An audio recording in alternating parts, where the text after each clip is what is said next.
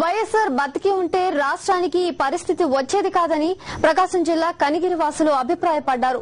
సమైక్య శంఖారావం యాత్రలో నిజాయితీ ఉందని చెప్పారు.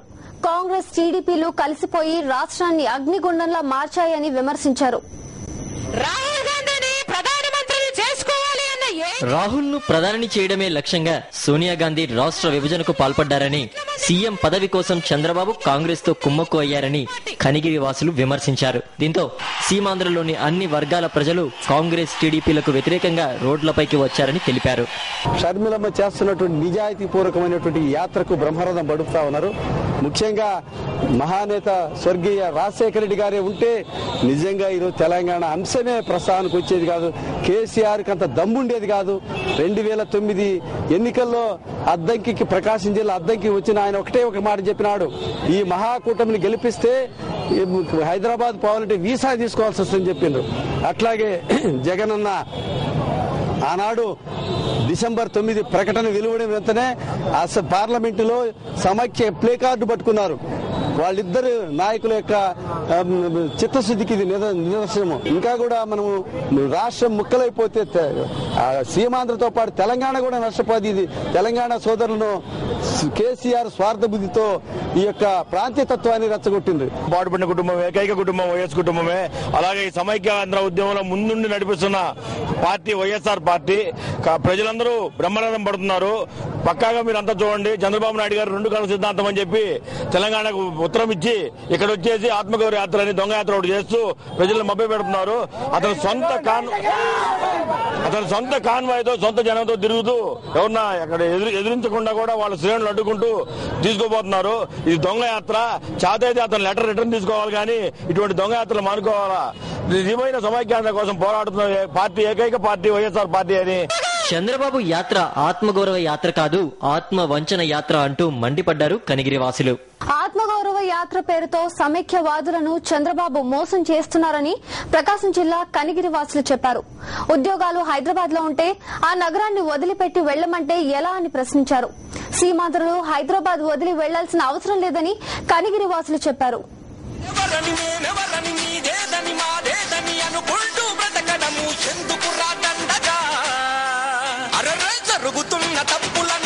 తెలంగాణ వాళ్ళు విడిపోవాలనుకున్నప్పుడు వాళ్లే హైదరాబాద్ వదిలి వెళ్లాలని, సీమాంధ్రులు కాదని ప్రకాశం జిల్లా కనిగిరి ప్రజలు చెప్పారు. సమైక్యవాదులకు వైఎస్ఆర్ కాంగ్రెస్ పార్టీ అండగా నిలవడం సంతోషంగా ఉందన్నారు.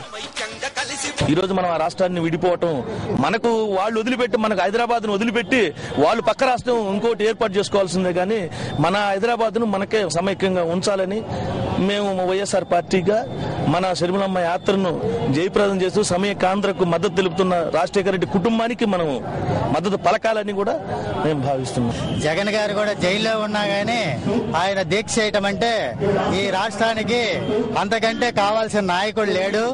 జగన్ బయటకు వచ్చేరాక ఈ జనాలకు గానీ అందరికీ అండగా ఉంటారని, అంతకంటే ముఖ్యమంత్రిగా వేరే వ్యక్తిగా అవకాశాలు లేవని ఈ జనాలంతా భావిస్తున్నారు.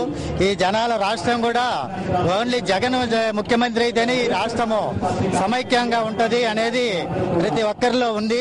వైఎస్ జగన్మోహన్ రెడ్డి సీఎం అయితేనే వెలిగొండ ప్రాజెక్టు పూర్తి చేస్తారని, ఈ ప్రభుత్వం వల్ల కాదని, వైఎస్ఆర్ చనిపోయిన తర్వాత వెలిగొండ ప్రాజెక్టుకు కిరణ్ ప్రభుత్వం 100 కోట్లు కూడా కేటాయించలేకపోయిందని విమర్శించారు కనిగిరి వాసులు. సోనియా గాంధీ నియంతృత్వ చర్యల వల్లనే రాష్ట్ర విభజన జరుగుతోందని కనిగిరి వాసులు మండిపడ్డారు. ఈ తెలుగు రాష్ట్ర మనోభావాలను అర్థం చేసుకోకుండా తన స్వార్థ రాజకీయాల కోసం ఇటలీ నియంత్రైనటువంటి సోనియా గాంధీ తన స్వార్థపూరితమైన తన కుమారుడిని ఈ దేశానికి ప్రధానమంత్రి చేసుకోవాలనే దుర్బుద్ధితో తెలుగు రాష్ట్రాన్ని 2 ముక్కలుగా విభజించి ఆమె స్వార్థ రాజకీయాల కోసం ఇటలీ నియంత్రైనటువంటి సోనియా గాంధీ ఈ రోజు ప్రేరేపిస్తుంది. ఇటువంటి కుటిల యొక్క రాజకీయాలను ఎదుర్కొనేదానికి ఈ రోజు వైఎస్ఆర్ పార్టీ ఈ రాష్ట్రంలో ముందుండి దాని సమైక్యంగా ఉండేదానికి అహర్నిశలు కృషి చేసేదానికి, ఈ రాష్ట్రంలో ఉండే మొత్తం ప్రజలందరూ సమైక్యంగా ఉంటేనే ఈ రాష్ట్రం అభివృద్ధి జరుగుతుంది. కనిగిరి నియోజకవర్గం వెనుకబడ్డ ప్రాంతము. మా ప్రాంతంలో, మా ప్రకాశం జిల్లాలో 4 ప్రాజెక్టులు పెట్టారు రాజశేఖర రెడ్డి గారు. అదే విధంగా ఎర్రమరెడ్డి పోలిమిరెడ్డి ప్రాజెక్టు ఓపెనింగ్ అయింది. నాగార్జున ఓపులెడ్డి గారి ప్రాజెక్టు ఓపెన్ అయింది. ఈ రోజు సంగమేశ్వర డ్యామ్ ఆగిపోయింది. పాలేటిపల్లె రిజర్వాయర్ ఆగిపోయింది. ఈ రోజు రాజశేఖర రెడ్డి ఉంటే మా కనిగిరి ప్రాంతము పశ్చిమ ప్రాంతంగా బాగా ఉండేది. కానీ ఈ రోజు తెలుగుదేశం పార్టీ కాంగ్రెస్ కుమ్మక్కయ్యి ఈ రోజు తెలుగు జాతిని విడగొడితే తెలుగు తల్లిని మనం నరుక్కున్నట్టుగా ఉంటది, మన తల్లిని మనం నరుక్కున్నట్టుగా ఉంటది. అందుకని కేసీఆర్ గారు గాని సోనియా గాంధీ గారు గాని మా తెలుగు తల్లిని మధ్యలో నరకొద్దు, మీ ఓట్ల కోసం సీట్ల కోసము మా జాతిని విడదీయొద్దు అని మేము సోనియా గాంధీ గారు కానీ కేసీఆర్ అందరూ కూడా మేము విన్నవించుకుంటున్నాము. వైఎస్ఆర్ బిడ్డ వస్తుందంటే ప్రతి ఒక్కరూ తమ బిడ్డ వస్తున్నట్లే ఫీల్ అయి ఎదురేగి స్వాగతం పలుకుతున్నారని కనిగిరి వాసులు చెప్పారు. లేకపోతే రాజశేఖర రెడ్డి